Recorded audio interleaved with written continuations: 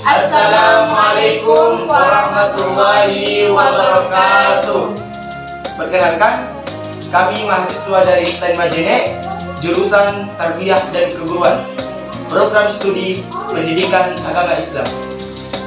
Di sini kami ingin meresensi buku dengan judul Buat Apa Sholat. Nah, penulis buku ini bernama Haidar Bakir dan penerbitnya yaitu Mizan Khazanah Ilmu Salam.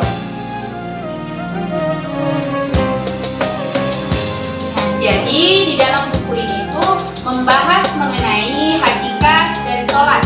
Kemudian di dalam buku ini membahas juga pandangan kaum sufi mengenai sholat. Nah, alasan kami ingin meresensi buku ini karena kami penasaran dengan judul buku ini, yaitu Buat Apa Sholat. Padahal kita tahu setiap umat muslim mempunyai kewajiban untuk sholat 5 waktu. Nah, ketika kami membaca judul buku ini, kami penasaran. Sehingga kami ingin membaca, meresensi, dan mengetahui kelebihan dan kekurangan buku ini. Nah, inilah resensi buku dari kami dengan judul Buat Apa Sholat. Selamat menyaksikan. Bicara mengenai sholat, kebanyakan kaum muslim itu beranggapan bahwa sholat itu merupakan kewajiban bagi setiap umat muslim. Akan tetapi, di dalam buku ini menjelaskan mengenai makna dan hakikat sholat itu.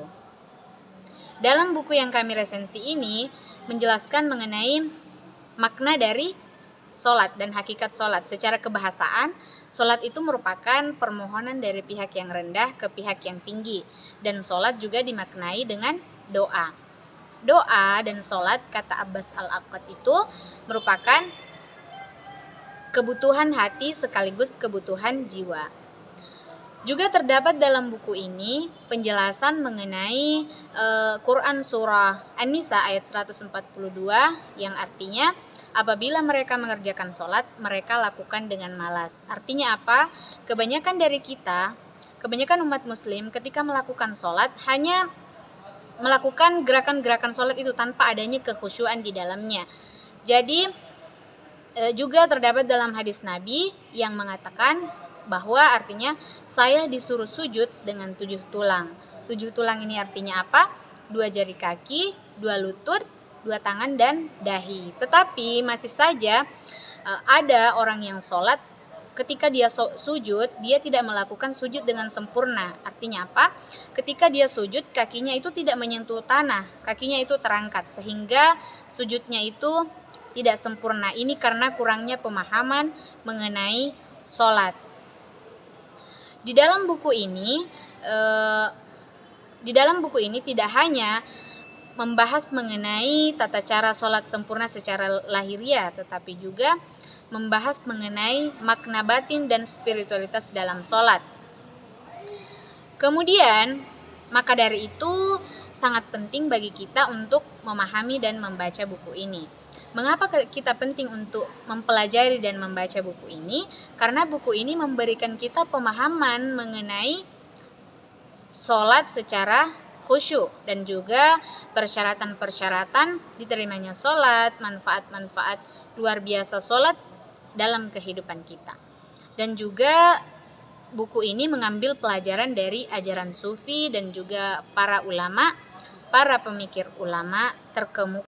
Di dalam buku ini juga terdapat penjelasan mengenai makna Quran surah Al-Ankabut ayat 45 yang artinya sesungguhnya sholat itu mencegah dari perbuatan keji dan mungkar. Tidak kalah menarik juga dari buku ini karena di buku ini itu memberikan pembahasan mengenai tata cara sholat orang soleh, yakni Hatim Al-Asal. Di dalam buku yang kami resensi ini juga terdapat pendapat para kaum sufi mengenai sholat. Nah, menurut kaum sufi, wudhu itu bermakna tobat. Menghadap kiblat itu bermakna kebergantungan kepada seorang pembimbing spiritual. Berdiri dalam sholat bermakna kediaman diri. Membaca ayat-ayat Al-Quran dalam sholat bermakna perenungan diri atau perenungan hati, perenungan batin atau zikir. Kemudian ruku bermakna kerendah hatian, kemudian sujud bermakna pengetahuan diri, membaca syahadat itu bermakna kemesraan dengan Tuhan, kemudian salam bermakna pemisahan diri dari dunia dan memisahkan diri dari ikatan stasiun-stasiun makomat. Jadi sangat penting kita untuk membaca dan mempelajari buku ini, karena kita sebagai umat muslim harus memahami betul makna dari sholat dan harus mengetahui buat apa sebenarnya kita sholat. Jangan kita mengerjakan sholat seperti burung yang sedang mematuk makanannya. Tidak ada kekhusyuan di dalamnya. Jadi jangan juga kita jadikan ini sholat sebagai kewajiban.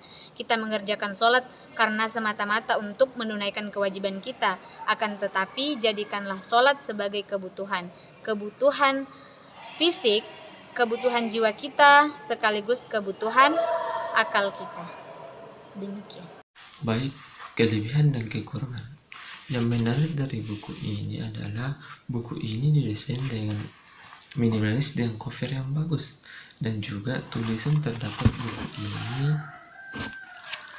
tidak membuat kita bosan dan sangat cocok untuk para generasi milenial untuk membacanya. Apalagi buku ini bertentang dengan sholat. Adapun kekurangannya, menurut kelompok kami, tidak menuliskan ayat-ayat Al-Quran, hanya menuliskan namanya saja. Misalnya Quran Surah Al-Ankabut ayat 45, hanya tertulis begitu saja. Ya, begitulah kelebihan dan kekurangan menurut kelompok kami. Baiklah, itulah hasil resensi dari kami. Nah, sebagai umat muslim, kita harus banyak-banyak membaca buku seperti ini. Nah, dengan judulnya seperti ini, akhirnya kita mempunyai niat untuk membaca buku, karena kita penasaran. Seperti yang kita ketahui, kita sebagai umat muslim harus menjalankan kewajiban kita, yaitu kewajiban sholat 5 waktu. Nah juga jangan juga kita hanya melakukan gerakan-gerakan sholat itu tanpa memahami betul makna dari sholat. Jadi sekian video dari kami, jangan lupa like, share, and subscribe.